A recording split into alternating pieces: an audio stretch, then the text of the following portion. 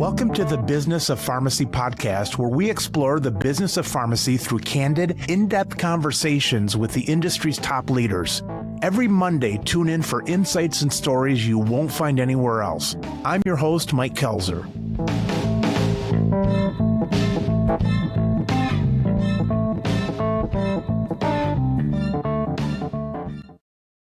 Hey listeners, revolutionize your pharmacy packaging with the Tully Tube by Parcel Health. This recyclable, compostable paper bottle not only reduces carbon emissions by 30% compared to plastic, but also features a unique tear tab for easy recycling. Made from sustainable materials, it's child-resistant, humidity-resistant, and water-resistant, ensuring durability. And you can customize it to showcase your pharmacy. Pre-order now for a sustainable future. Visit parcelhealth.co with promo code BIZPHARM for a 10% discount. Enhance your impact with Tully Tube. It's more than packaging, it's sustainability.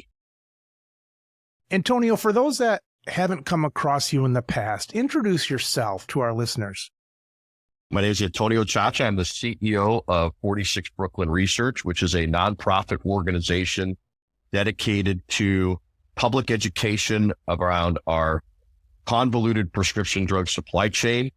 And I'm the president of 3 Axis Advisors, a consulting firm that works with state attorney generals, state auditors, employers, benefits consultants, provider groups, and industry disruptors to help find even more things in our convoluted drug pricing system that may not exist within publicly available data. Antonio, I've got to think that with the way the PBMs do things, that's pretty good job security on your side, because I think they're always one step ahead of us. How's business? Business is good. And I genuinely, as I say that, in some ways, I don't like saying it. When we started doing what we did, you have to understand, for those that have gone through the back catalogs of Business of Pharmacy podcasts, I worked with the Ohio Pharmacists Association. And if you know anything about state pharmacy associations, it's not a fast track to getting rich by any stretch. And in many states, pharmacists get what they pay for. And in many instances, 80% of the profession join nothing. As a result, state pharmacy associations are usually very under-equipped. But from that perspective, I would compare it in a way that's, I'm going to regret the way I'm going to say this, but my first job as a quasi-adult was washing dishes at a nursing home in Westlake, Ohio. As a result, the jobs always get better. And at my time at the Pharmacists Association, I certainly wouldn't put it on that level, but I want to borrow the theme in that business is good, and it was always going to be good when you grade on a curve. But the thing that's never sat well with me is that while I believe pharmacists are incredibly important value adds to our healthcare delivery system, in many ways, I think the prescription drug transaction isn't worth the amount of complexity that has currently saturated it. And what I mean by that is that I shouldn't have this job, at least as it is today. You have a known medicine that we can identify at an NDC level. We have a known quantity of pills or tablets or capsules in that bottle. We have a label. We have the bottle itself. We have a lid. We can quantify the prices of all of those things. And thanks to things like NADAC or other publicly available benchmarks, we actually can come out with a good idea of what the underlying cost of that medicine is. When you add on top of that we have cost of dispensing surveys across the country that show that in general, it costs a pharmacist anywhere from the low end of $7 all the way up to $15 to break even on a transaction. When you throw all that together, this should really be a very easy transaction. But as we all know, it is not. Hence, perpetual job security. But nothing would enjoy me more than to not have a job doing the things that I'm doing today, because it would mean that a lot of the problems that we work to eliminate have been fixed. Years ago, the PBMs came to corporations and said, you need us because pharmacy pricing is all over the place and you need us for the transactional nuts and bolts of the data and all that through the phone lines and things like that. But if I'm hearing you right, with all the indexes and all the information we have, that part is not needed by them anymore, but I think they're holding on to it still so they can do some shenanigans with their own pricing. Without question, PBMs are paid a lot of money in the supply chain for a number of reasons. Some of it is that truly value-added service of just interacting within benefits design to ensure that things are covered when they need to be, ensure that prices are right on both ends. The problem is that eventually, when you cede so much power to an intermediary and allow them the liberty to set prices on either end of a transaction as a non-fiduciary, they can become incredibly exploitative. And so I've often referred to PBMs as the arsonists and firefighters of high drug prices. High drug prices existed before PBMs came along, be clear, but understand that because of the way that they contract within this drug pricing ecosystem as it is, they actually incentivize and exacerbate even higher prices than we otherwise would have. So much of their perceived value is putting out the very fires that they are responsible for creating. And so I agree, a lot of the leash that has been handed to them when it comes to inventing pricing isn't necessary, and in fact should be taken back because of so many instances that we've seen where they've taken too many liberties with the leash that's been granted to them. You and I had talked earlier, and we talked about where 5 years ago, people didn't even know what a PBM was.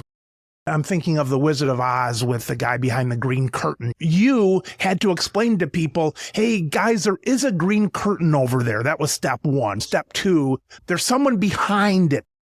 PBMs now, they can't just sweep something under.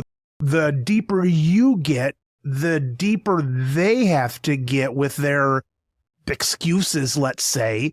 It seems like they try to stay one step ahead of everybody's jargon in the industry. What are you seeing? I mean, obviously that ramped up from 5 years ago, from this is a PBM to where we are now. So where is that battle taking place now in general? When I was at the Pharmacists Association in Ohio, I would argue that we were miles behind PBMs. If you look at the policies that pharmacists were advocating for back in those times, I look back at them and say, wow, like, talk about small ball, right? Like we just weren't even scratching the surface of some of the more deep-rooted fundamental issues that needed to be addressed, and not just for pharmacists' sake, but for the system at large. When I look at where we are today, certainly I don't think we're right on top of them, right? But I'd like to think that we're just a few steps behind at this point. PBMs are no longer enjoying the beautiful anonymity that they once had. 6 years ago, we're trying to teach people what a pharmacy benefit manager is. Now people know what a PBM is. And in fact, they now understand that PBM actually stands for perfect business model. And so now we're just showing them what that business model is. And look, I think from a results perspective, if I'm a pharmacist and I'm sitting there saying, what has really changed about this industry? I'm still getting hammered the way I was, or maybe in different ways, but the environment is not materially better for me. When I look at pharmacy data, what I see are tales of haves and have-nots. And some states where they have gone through Medicaid reforms and they're moving to cost plus pricing with a professional dispensing fee, those pharmacies have it a little bit better than others. If you're a pharmacy that's working within the 340B program, you're going to have it a little bit better than others. So what we're learning more about is there are certain things that policy can do to change the fortunes of pharmacists. But again, if I'm zooming out, because as much as I place importance on what happens to pharmacies, you and I both know this is bigger than pharmacy, right? There's a system-wide problem with many stakeholders that are adversely impacted by the way that PBMs operate today. And through that lens, I can start looking at more optimism. That includes pharmacy as being partial beneficiaries of this change. More and more states are changing the way that they pay for Medicaid, no longer allowing PBMs to set prices and seeing great results in doing so. We're seeing the Federal Office of Personnel Management instituting crazy new transparency measures. They just announced a big audit of the Postal Workers Union and saw Express Scripts holding such a $40 million in rebates that just got exposed a couple weeks ago. You have the Federal Trade Commission, which is constantly evolving the nature of their inquiry into PBMs. In April of this year, you have the Office of Inspector General announce that they're going to start a 2-year investigation into vertical integration of health insurers and PBMs as a result of our investigation that we worked on with the Wall Street Journal on in the fall, looking at the massive markups of PBMs.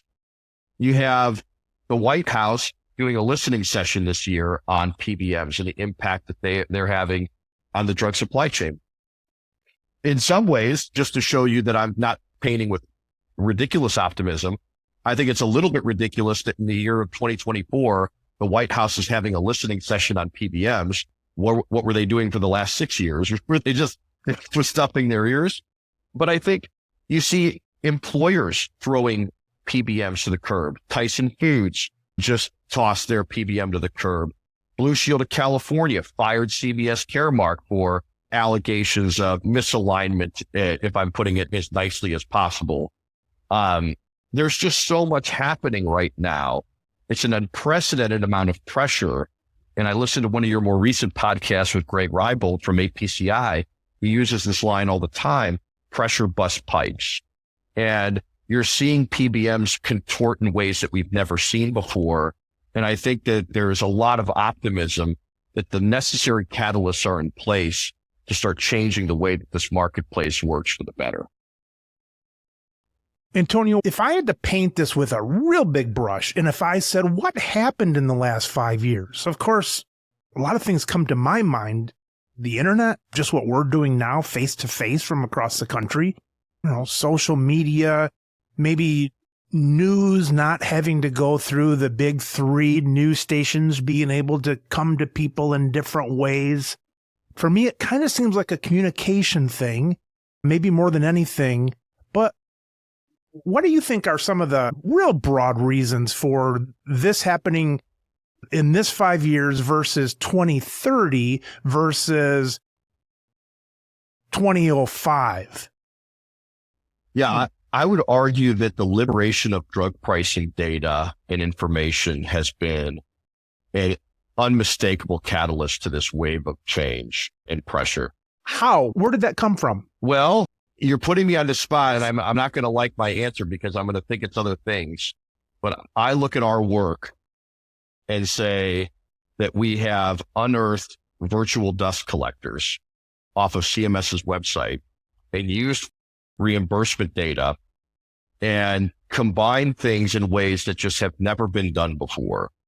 When I worked in pharmacy, and I'm sure you know this, Mike, because pharmacists do this all the time on social media and beyond, is the screenshot. The screenshot is a time-honored tradition of independent pharmacy owners of, look what happened here. The problem with screenshots is that they are just as that is. Screenshot. It is a one-time experience. Those one-time experiences are necessary. They're crumb trails, if you will, of larger system-wide problems. But the beauty of access to things like the NADAC database, the state drug utilization database that CMS houses, the availability of cash pharmacy data, Mark Cuban's cost plus drug company data, the availability of Medicare formulary files, Plan Finder, all these things, you start pushing them all together. And before you know it, I've used this metaphor before. In my house, I have 4 kids, all under the age of 10. If you pulled out a box of puzzle pieces, all right, you will find many of them missing. Many, okay? Drug supply chain is very similar in that there are missing pieces of the puzzle. The difference is my kids accidentally lose them under the stove and under the refrigerator and under the couch. In our world, drug supply chain members are purposely pulling pieces out so that you can never see them. I view our job in this world as taking all the puzzle pieces we do have, slapping them down, and then knowing that we're missing pieces. There is value in building the pieces around it, because you may not ever get that missing piece, but you'll have a better idea of what it looks like when you surround it. Okay. And I think a lot of people, not just us, have done a better job putting more puzzle pieces on the table that have begged more and more questions from those who are supposed to be governing this system. Did any of that information come to you where somebody didn't know they were giving it to you? Like when you first said, I think the word you used was the crumbs, and I'm thinking we're getting into an FBI, like a Watergate kind of thing here. Was any of that information truly scraps, like off of some, I don't mean necessarily a garbage bin, but some data that was out there and nobody thought you would do anything with it until somebody on the other side coming from another direction, same as you or whoever's looking for this, said, oh, hey, we're over here flashing the light, and you found out that this information meant something. Was any of it really scandalous? I would say yes, in some ways. And this is going to be a small trip down memory lane, but I remember when we uncovered the spread pricing scam in Ohio back in 2018. And I'll tell you exactly how it started. It was pharmacists sending me those screenshots saying, Antonio, I bought generic Abilify for this price. I got paid $50 below my cost. And I remember walking through to the lawmakers saying, look, you can't run a system like this. The pharmacy's getting paid $50 below its cost. And in some instances that would work. They'd be very compelled. Others would say, well, business, sorry. Well, everything changed when we could see the other end of the transaction. And this is a sad thing, I think, for pharmacy owners to grapple with sometimes, because I know there's a debate like, shouldn't we just be telling our story? Why isn't our story enough, right? Why don't people care about protecting the pharmacies? We could sit here and debate ways to be successful there, or we could say, you know what? We have to move on. At some point, you may not be able to convince people of the value of pharmacy. So when you zoom out a little bit and say, look, what happens to the pharmacy matters. But what if I told you that this drug that pharmacists bought for $100 got paid $50? What if I told you the state of Ohio got charged $200 for it? Well, shit, that's when things start to change. And that's exactly how we got the spread pricing problem diagnosed in Ohio. It was, I'll never forget, I was sitting down at a pharmacy with Mark Kratzer, who recently passed. Great man, former Kroger pharmacist and iron worker. He left Kroger, opened his own independent pharmacy in Wilmington, Ohio. He had sent me some screenshots saying, Antonio, I'm getting way underpaid on this claim. He was one of many pharmacists at the time that were getting run out of business by the massive underpayments within our Medicaid program. He had examples of underpayments in Medicaid, but he also had examples of underpayments within the commercial sector.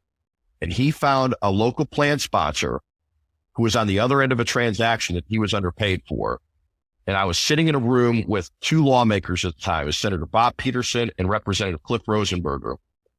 They sat down and he said, look, I fought this drug for, this example was around $130. He got paid $60. And it was like, wow, this is awful. How do you run a business like that? And then the employer who paid the claim is in the room and says, I got charged $160 more than what he got paid.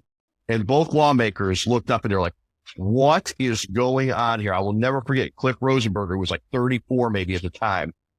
He put his phone down because he was sitting on his phone. And he said, wait, repeat this to me. And that's what opened it all up. Cliff Rosenberger became Speaker of the House shortly thereafter. He made this a top 5 issue.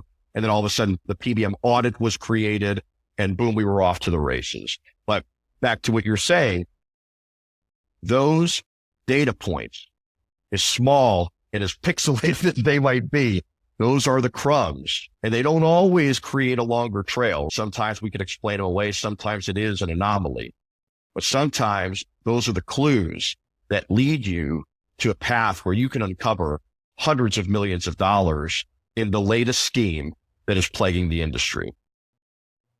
Is that a relatively new phenomenon where the companies, the corporations buying this stuff can see the individual claims? I think DIRs were about that too, because you couldn't go to a pharmacy and say, what did I get paid for this? Because the DIR's in there, no one really knows. Is it new where the corporations can see this? So good question. I do think that the climate has changed somewhat. I use a recurring joke that everyone says, hey, you go to CVS pharmacy and you buy a pack of bubble gum, they'll give you a receipt that's, 3 feet long, right? You spend millions of dollars with them as a plan sponsor. They'll happily send you a PDF file, 1 page, 1 side of the top 50 drugs that you spent money on with no readily identifiable information except the aggregate amount that you spend on the drug name. That is commonplace within the PBM sector. The reflex to requests for transparency from a plan sponsor perspective is always some bogus slide deck or bogus PDF file that gives you the top 50 drugs that tells you absolutely nothing. And over time, some of that has changed. Some PBMs are more forthcoming and granular with information than others. The passage of the Consolidated Appropriations Act seems to create more pressure on PBMs to be more forthcoming with information. I will tell you that we've worked with plan sponsors before who say, we know we're getting ripped off. We want your help. The PBM finds out that they're working with us and they refuse to send the necessary data for analysis purposes. But understand, every so often, there are success stories. State attorney generals can subpoena this information. State auditors can get this information. If you're a large plan sponsor and the PBM needs you, they'll give you the information too. One of our clients, we do work with Mark Cuban's Cost Plus Drug Company. One of the things that Cuban gets often is data from commercial employers that isn't always as granular as it should be, but is granular enough such that we can make comparisons and say, here's what you were getting charged, and here's what the cost would have been under the Mark Cuban experience, and here's what the cost would have been under a NADAC plus 12 model. And more often than not, they come out as significant savings. So I say all that because data availability is not a yes or no. It's more of a spectrum. Are you getting everything you need, or are you getting some of the information? And unfortunately, the status quo is you're getting partial little bits and pieces. It's amazing to me that the corporations didn't get that information, because even up till, let's say, 5 years ago, before I started doing this more, I'm always like, well, maybe they don't give the exact information because they're not paying for each drug. It's kind of insurance, and there's a big kitty and more like a capitation. I'm thinking all this stuff like, well, maybe they don't deserve the information. But a corporation, the way I understand it now, speaking to wise guess, is that the corporation pays down to the penny for every drug that the PBM has through the system. It's unbelievable that they're not getting, I got that on my damn phone bill back 35 years ago when I would ring Margaret at 11 p.m. to mean I love her, and she would ring back a certain thing because your parents were seeing the phone bill and you wanted to keep costs down and things like that. That was 35 years ago on the phone bill. It's just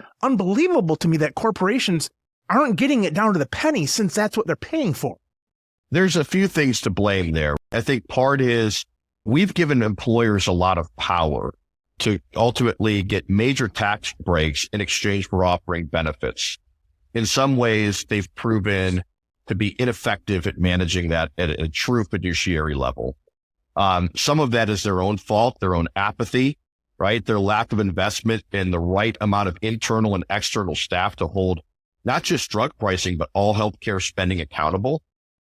Maybe if I was taking their perspective, they would say it's become too hard to control, right? Regardless, I think they've done a pretty bad job up to this point. And I think that apathy is translated into an autopilot that has ceded a lot of ground to the intermediaries who, again, are given the ability to set prices on both ends.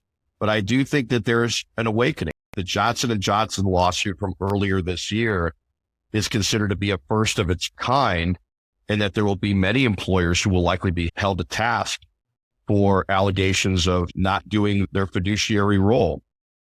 Benefits consultants are the easy scapegoats for employers, though. They say, look, yeah, we know this stuff is really complicated.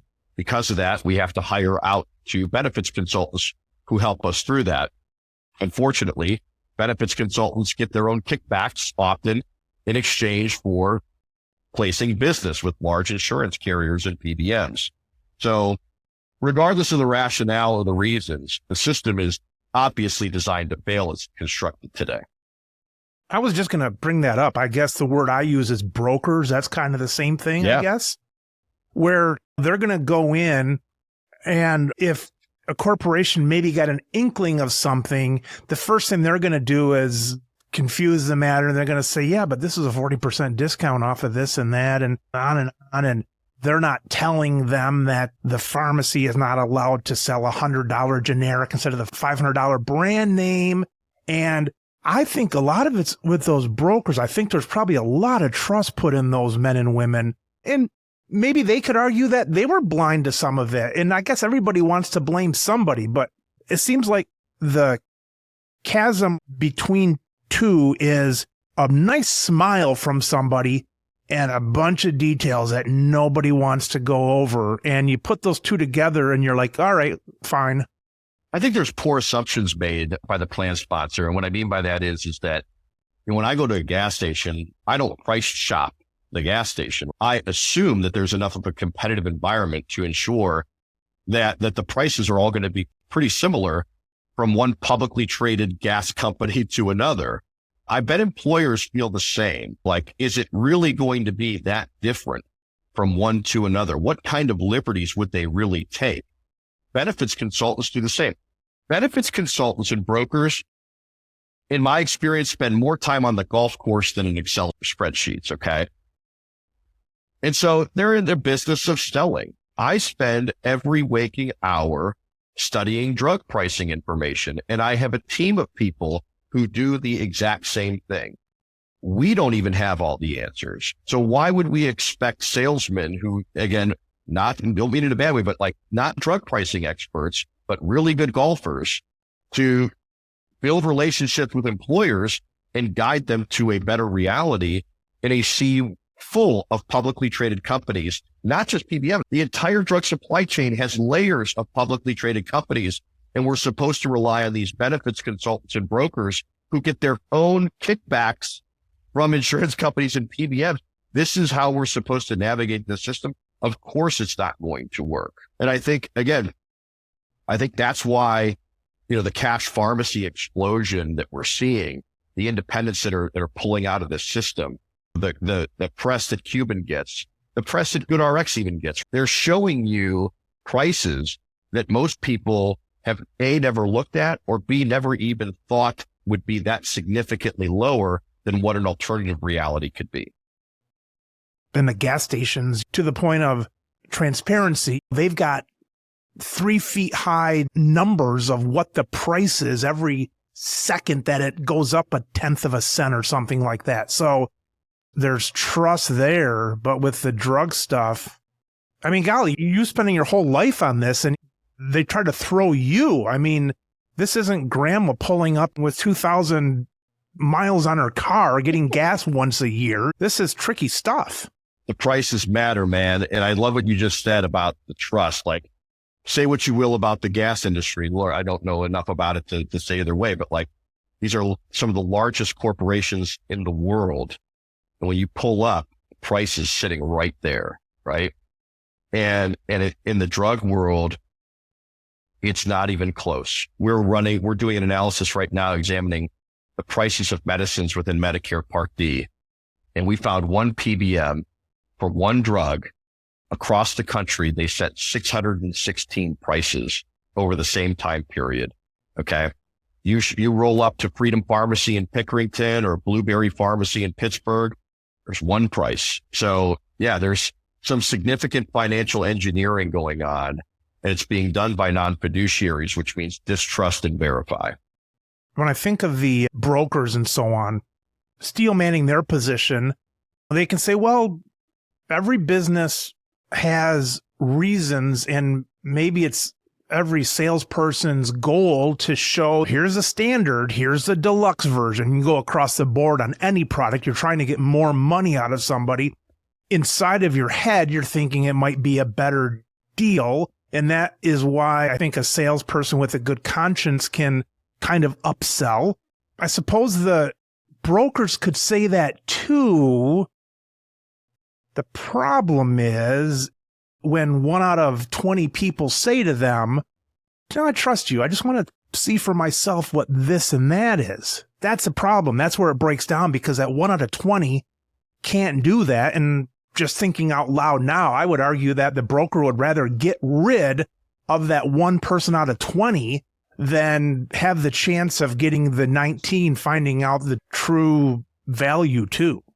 Absolutely. And this is, look, if I have one bias, it is a bias against complexity. I believe that we shouldn't have to trust the ethics of publicly traded companies to navigate to a fair drug pricing experience. Furthermore, even if they're not publicly traded companies, conflicted actors, whoever they are, right? I shouldn't have to trust the ethics, and not just the ethic, the expertise. Because it's one thing if they don't know it. In fact, I would wager a bet that most people don't know it. So if you could simplify it and make drug pricing information more accessible and understandable, this is why we do what we do at 46 Brooklyn, is we're giving everything we can away, because you shouldn't have to hire us for the answers. You shouldn't have to hire other people for the answers. I want to give all this information away, every little bit that I can, such that you as a payer, whether it's the individual patient or a plan sponsor or a government program, whoever it is, the on-ramp to drug pricing understanding shouldn't be nearly as long and as arduous as it is.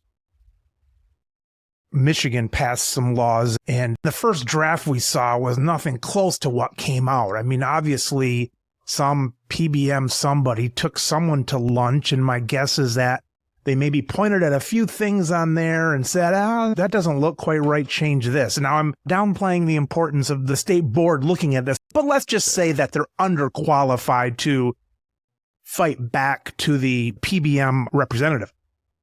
In your case now, Antonio, now that this stuff has been brought to light, and knowing that the PBMs are always trying to stay one step ahead, at some point it seems like the curve starts to get parallel and get closer and closer.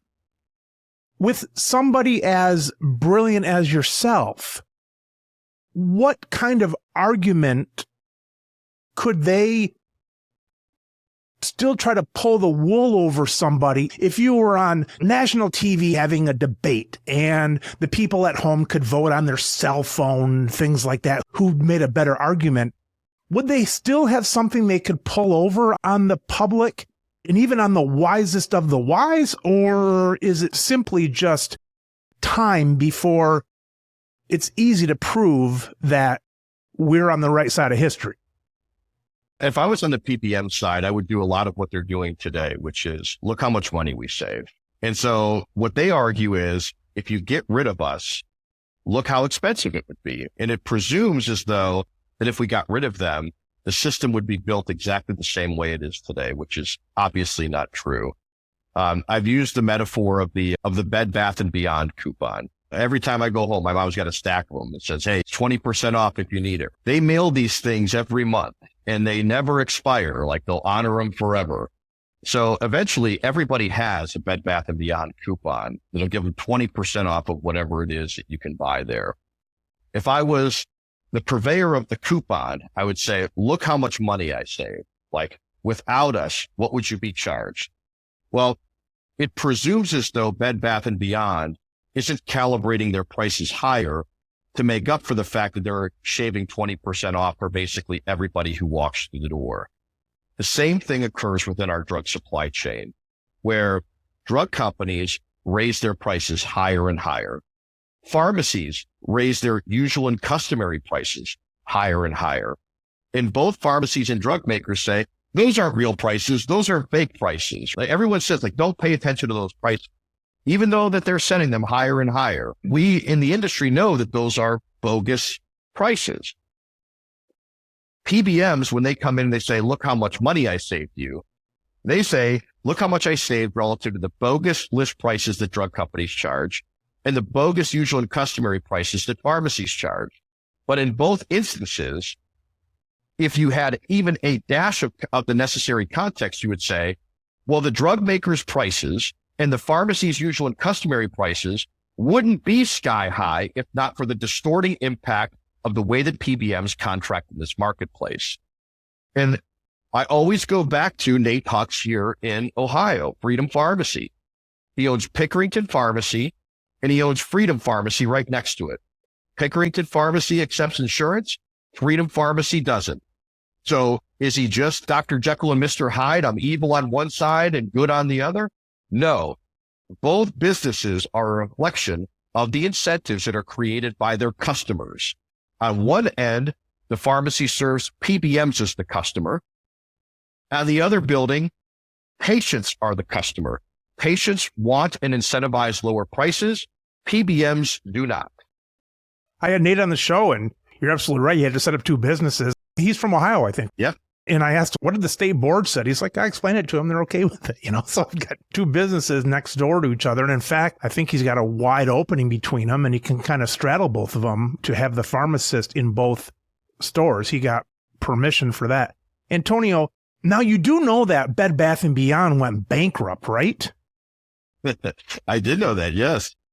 So they must not have risen up to 20% that they should have to make up for those coupons, huh? They should have raised the prices and created bigger coupons.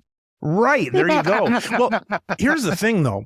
I don't know if you remember this, but JCPenney about, I'm going to say 10 years ago, maybe more, maybe less, they hired somebody in who was going to clear up things and not have the coupons anymore. And it was going to be an honest value and this and that. And the guy lasted about 3 years, I think, before they booted him out and then came back with all these % off things. I thought it was a good idea, but it just didn't work. And then you look at the cars we buy, and you knew back then when they were saying invoice price, all this gobbledygook, you knew that wasn't right. I think it's a deep-seated American, at least, psychological thing where even JCPenney couldn't pull out of it, and they're trying. I think even the brightest of the bright still get suckered into that where they say, we're the PBM and we're saving you the %. And it's almost like asking a car lot, come on, guys, show me the real invoice and tell me how many times the manufacturer took you out to golf and all these things combined. But it's smoky. And then when it's smoky, people, I think, resort to the 40% off thing. I agree. The more inaccessible a true value assessment is to the buyer, the more effective that a perceived discount will be. Meaning that if I walk into a JCPenney or a Macy's or whoever, any one of these big stores that engages in discounting practices, we as the consumer don't have a good understanding of what the quality of the fabric or the brand is that we're buying. We substitute in our brains that it must be a really high value product if the sticker price is so high. And then we make a value assessment like, look, oh my God, I'm getting this really high quality thing at a very big discount. While I believe very strongly that the value of one pharmacist will be different than another, sometimes better, sometimes worse, right?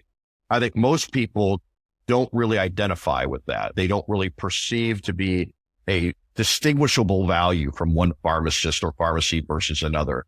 And if they do, it will be based upon more superficial things like hours, convenience, things like that. It's a sad reality for a clinical profession, but let's just accept it as reality for this conversation.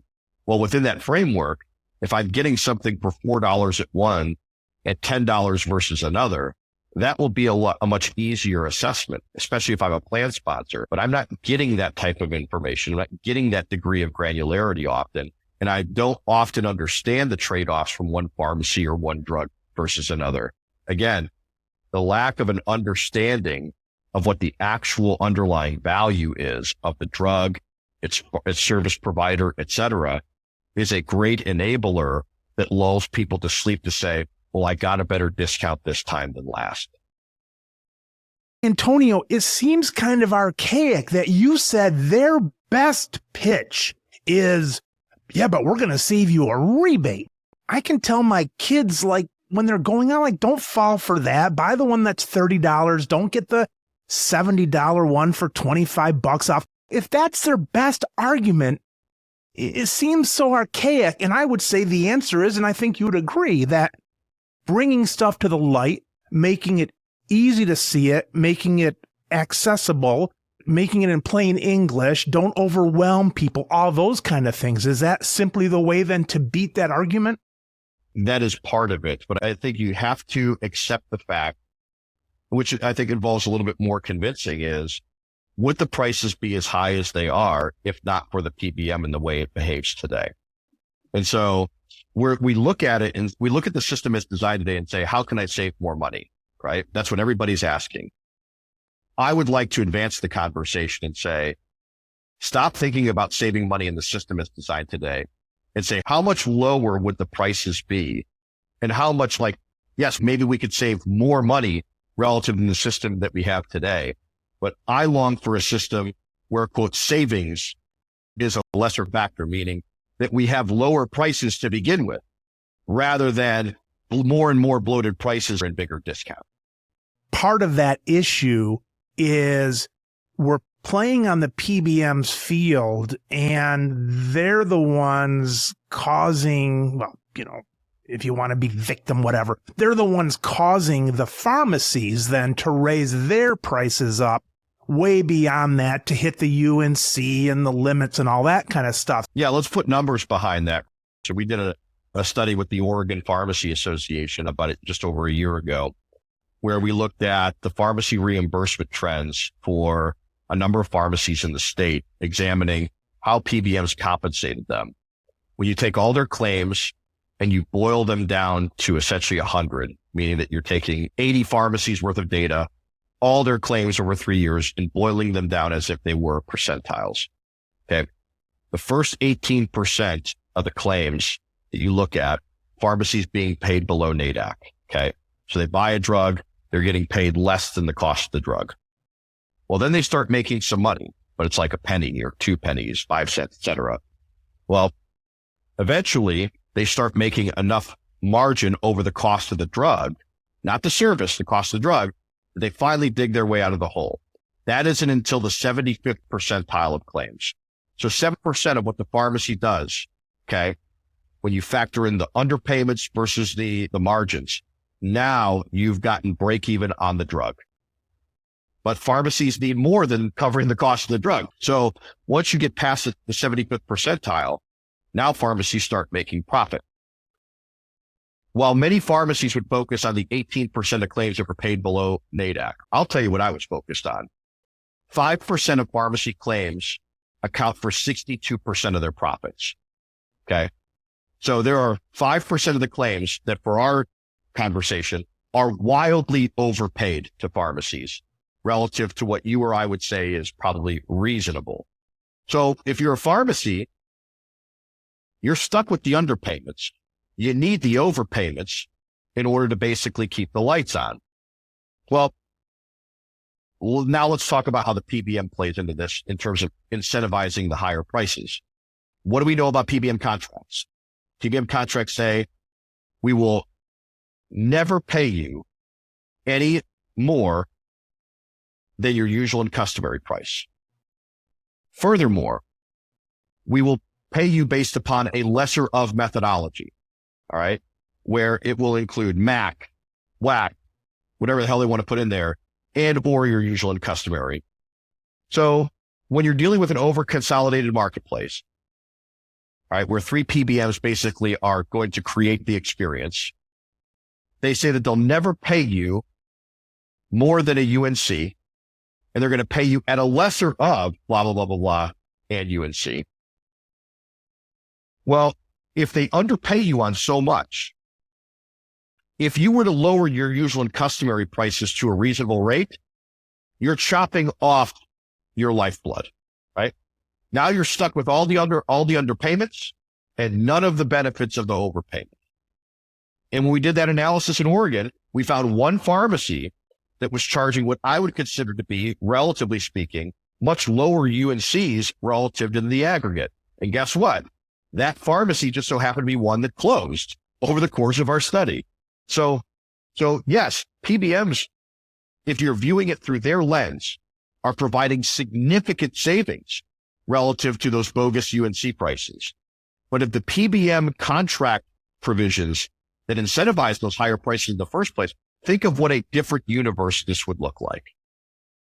They basically gave the pharmacies the rope to hang themselves, and then the PBMs will turn around and blame that part on the pharmacies. Look how much we're getting. Yeah, look what they're charging, and look how much they're charging over their cost. But they put us there. And here's the thing that drives me absolutely insane. Now I'm getting fired up. Okay, so you had my good buddy Greg Reibold on the other day. All right, and he mentioned a study that we worked on with them called "Unraveling the Drug Pricing Blame Game." Okay, this is probably my favorite study that we've done. What it did is it said we looked at over 1,000 pharmacies and just simply asked, how are PBMs setting prices? Because PBMs are running advertising campaigns all over America right now saying drug companies and drug companies alone set the prices of drugs, as if they have no role in setting prices. So we said, okay, let's open up the pharmacy files and see who's creating the price at the point of sale. We can do this because in NCPDP standards is a field known as basis of reimbursement. In that field, the PBM designates what basis they use to pay the pharmacy and thus create the price at point of sale. In our study, we found that essentially over 80% of generics were done using MAC. Okay. What's MAC? PBM created price. Okay. Even on brand drugs, we saw PBM setting wildly differential prices on brand drugs, same PBM setting different prices for the same brand drug at the same time period. But here's the most jacked up part. And we found one drug where one pharmacy dispensed it 9 different times on the same day. So the exact same NDC, the same PBM paid them 5 different prices. Okay. The low end was $9. All right. It went all the way up to over 90. So same drug, same day, same pharmacy, same PBM, 5 different prices at a range that is 10 times the difference of the lowest. In that study, what we found was that the drugs that were the most undesirable from the pharmacy's perspective, meaning the biggest losses, those same NDCs matched up as being the most overpaid drugs at the same time. What that means is that the drugs that are responsible for the most financial harm to pharmacies, 44% of the time, were also the drugs that created the biggest wins for pharmacies. So again, what happens if you lower your usual and customary prices? A PBM is choosing to wildly underpay you and wildly overpay you on the same drug. If you lower your usual and customary prices, you just get the underpayments. Antonio, take that one step further. Why do they do that? Why, if I'm a PBM, how come I'm not paying everything at $9 and then making a spread saying I paid $100 to the company? Why are they having all those different MACs? You can't move dry cement, Mike. What I mean by that is that if the numbers aren't fungible, there's no way to engage in arbitrage. You see your contracts with a PBM. What does a PBM contract say? It say on multi-source generics, we'll pay you AWP minus, let's just say 85%. No dispensing fee. Well, if I was paying you for something, Mike, and I said, Mike, I'm going to pay you $5. That's my guarantee. And on everything else that we do, it'll average out to $5. Why on earth, over the course of the year, would I say, I'm going to pay you $3. And this time I'll pay you $4. Next time, pay you $7. Business is benefited by being efficient. What would be the most efficient thing to do? Set the price at exactly what the contracted rate is. But that's not what happens at all. We see this on the plan sponsor side too. They'll have a contract that says, we're going to guarantee you AWP minus 85%. Then why aren't they billing AWP minus 85%? Set it and forget it. Every claim adjudicates at the same rate. Because if they can't manipulate what happens at the point of sale, their scheme of buying low and selling high becomes a lot easier to pin down. The most efficient thing to do would be to have one price. The most inefficient thing to do would be having 616 prices. They choose the latter. Let me see if I got this, Antonio. You said that there's 5 different MAC prices from our study. What Greg said last week and from your study. Let's say there's 5 different MAC prices for one drug. This was duloxetine. All right. Are you saying that the PBMs, because if I'm a PBM, I'm going to say, let's say it's 9 to 90. If I'm a PBM, I'm just going to say, I'll just pay everybody 9. Are you saying that they have all these different prices just to make it confusing for the company that's purchasing this? Is that why? Because if I'm a PBM, or is it different contracts that people signed with me, the different employers? Why wouldn't I just sell everything for $9 instead of $90? Why wouldn't I reimburse every one of those prescriptions at $9 versus $90? Why the difference? I understand the difference, but why the difference? There are different contracts or different plan sponsors that have different controls on the PBM. There's non-spread contracts. There's spread contracts. There's rebate heavy contracts. There's rebate light ones, right? So like you have a lot of different types of agreements that are operating in a lot of different types of programs and environments, right? So the reason that you don't have one price is because you can benefit by creating multiple prices. So if it was straightforward, they would say, look, the price is $9. You go on CVS's site, you'd look up duloxetine, they'd say, boom, $9. But they say, look, we're as transparent as they come. Don't look at Mark Cuban's price. He's a gimmick. That's what they're saying. Well, they want to say that because they need to protect their ability to set hundreds of prices on the same drug and provide different prices to all those different plan sponsors they're charging. For whatever reason, the one that they pay $90 on to a pharmacy, they might do that because some other little twist in their contract says they're going to get double that on some class of drug or some exclusion. I mean, whatever the hell imagination they have, it only works if they can manipulate all of them. We'll give you 90 on this one, but that's just because you signed this a year ago, and we're going to get you double on this because of this reason. But this other contract that was written, who wanted discounts on all green tablets or something, they're going to do this, and we'll make it work out. But that's why they have to be different prices. Yes. And look, like it starts to become absurdly ridiculous when you look at the rhetoric that they give, right?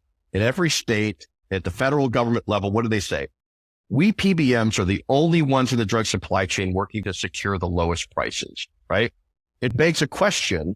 If you set 5 different prices on the same drug at the same day at the same pharmacy, which one was the lowest? Was it the $9 one, the $30 one, the $50 one, the $60 one, or the $94 one? I think that speaks for itself. There is one low price. They chose not to give it to the other 4. Pharmacy is not a commodity, but when you take the commodity of a drug, that all these drugs are safe with the pink with the green band around them, whatever, that's the commodity part. There's no reason those should be different prices, especially because the service isn't going to be different in those situations. And it's not going to be different because contractually you have to give delivery to the person if you're giving it to someone else and so on. That's exactly right. That's the point that we tried to make back when we uncovered the spread pricing phenomenon. It was, look, we know the pharmacist costs to do what it is they do. Granted, there will be sometimes differences in the degree of care that a pharmacist will provide to one patient for another versus another. But at the end of the day, contracts don't account for that. They pay the pharmacy the same no matter what. The dispensing fee is the dispensing fee. And so the question that we begged was, if the average claim is hitting at around a $2 or $3 margin over NADAC, which is what was happening under the Ohio Medicaid Managed Care Program back in 2017, we said, okay, we're not even going to argue whether that's fair or not. But if the average claim is yielding $2 in profit, then why is generic Gleevec churning out $4,000 in profit per claim?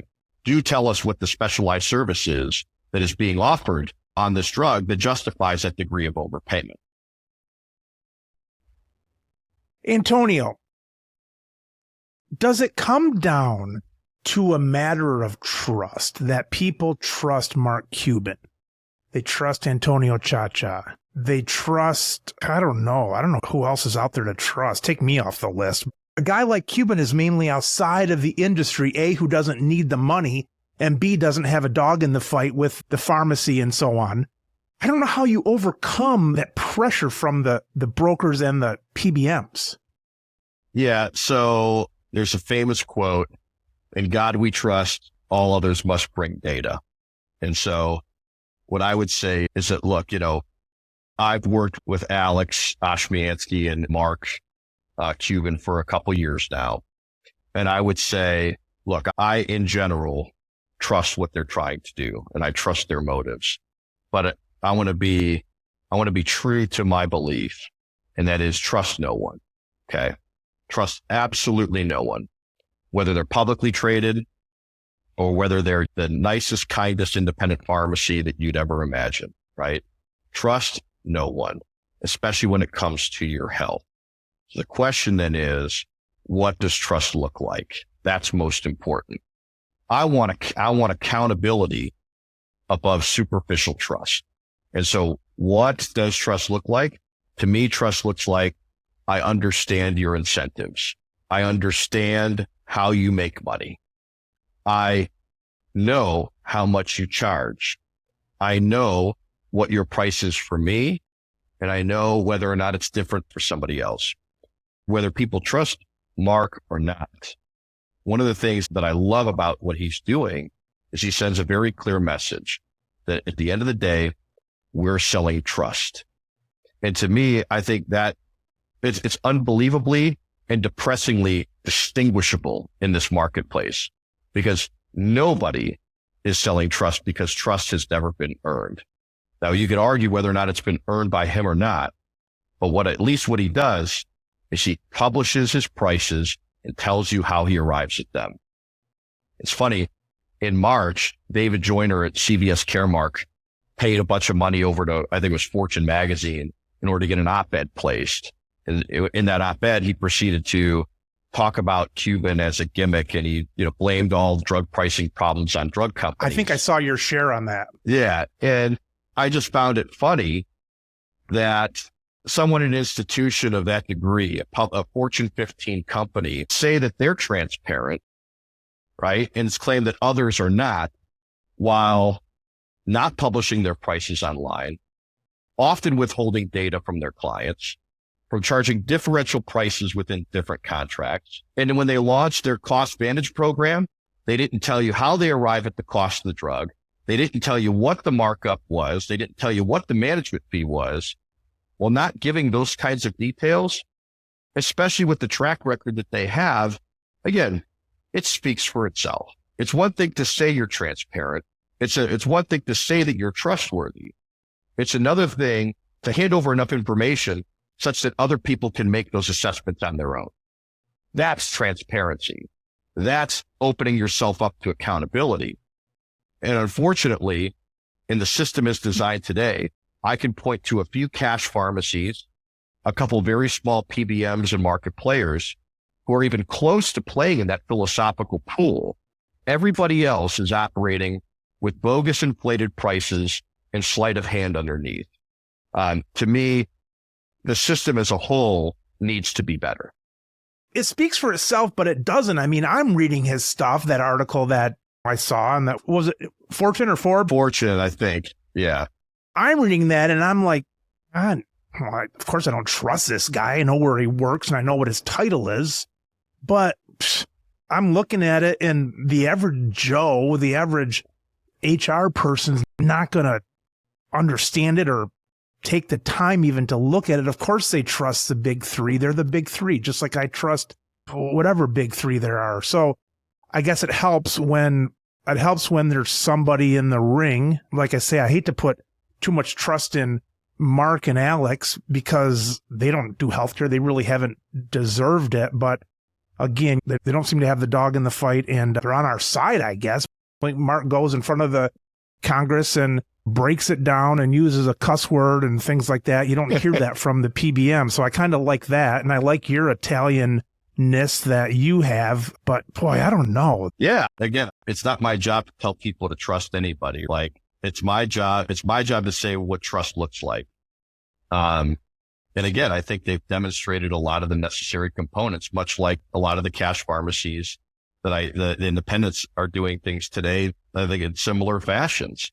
You have other PBMs. I know Capital RX talks about their single ledger approach to pharmacy benefits. I know some smaller PBMs that operate with similar philosophies. Again, a lot of those smaller PBMs also rely on rebate aggregators that are owned by the big three PBMs, et cetera. So, I mean, I think it's important to not necessarily contextualize trust as being one or yes or no, or black or white, right? It's degrees of trust. I know what trust looks like. And the predominant experience in pharmacy benefits management today is not trustworthy, both on track record and on details that have been supplied. Well, and what I kind of like when I go through software and I want to compare stuff, or the standard version versus the super version of a software, I like going down and seeing the red checks and the green checks and things like that, and let them teach me this. And I suppose the cool thing now is that before, when things were so obfuscated, you didn't even know what the damn terms were when there was DIR and all this kind of stuff. Now, at least we're maybe understanding the terms more. And you put out a cool dictionary yesterday. I think I saw it, Antonio, of all the terms. That's cool, because now you can at least know what a green check means in a category versus a red X on a simple app website. Transparency communication, that's king, because then the rest of the world can join in with their opinion. Absolutely. Again, the layperson doesn't know what the price of the drug should be. So the question then is, how do we give them enough information to better sobriety check the prices that are being charged?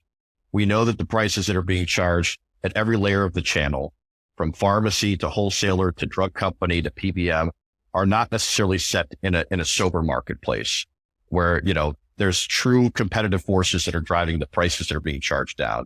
Instead, it's a negotiated net experience. Well, how do we have a better understanding of what a truly fair net negotiated experience is when the people setting the prices on either side of the ledger are taking advantage of the asymmetry of information? I love baseball cards. They used to have a magazine called Beckett who would tell you essentially the going rate of every single baseball card that you had. In absence of it, you'd walk into a baseball card store and they could take you to the cleaners, right? So you had no concept of what the marketplace is. So once you have benchmarking, once you have other transparent data points telling you what things are, what they should be, what incentives there might be behind the person selling you something at an inflated price. Well, now all of a sudden you're better equipped to navigate a marketplace that in a way that's not going to leave you susceptible to being taken advantage of. I believe it's incumbent upon us and everybody in your community and others to put more cards on the table such that bad actors in the supply chain have more pressure to become good actors. Antonio, how do people connect with 46 Brooklyn? Yeah, you can find us online at 46brooklyn.com and 3axisadvisors.com. You can find me on social media platforms at Antonio Ciaccia, Ciaccia, just like you thought it was spelled. That's not how, right? That's usually the first stab. Hey, Antonio, I appreciate you being here. You have a lot of stuff on your plate and a lot of places you could be besides with us. So I appreciate it. And I look forward to talking to you next time. Mike, thanks so much for having me. I always love to be with you.